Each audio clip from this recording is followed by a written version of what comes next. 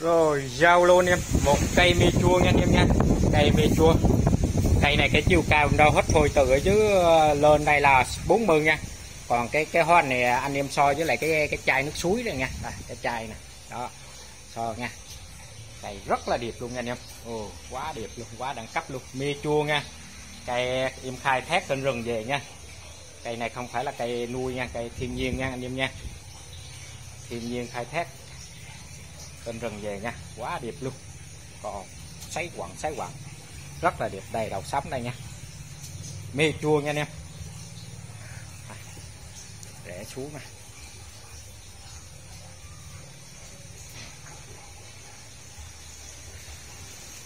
quá đẹp luôn này anh em.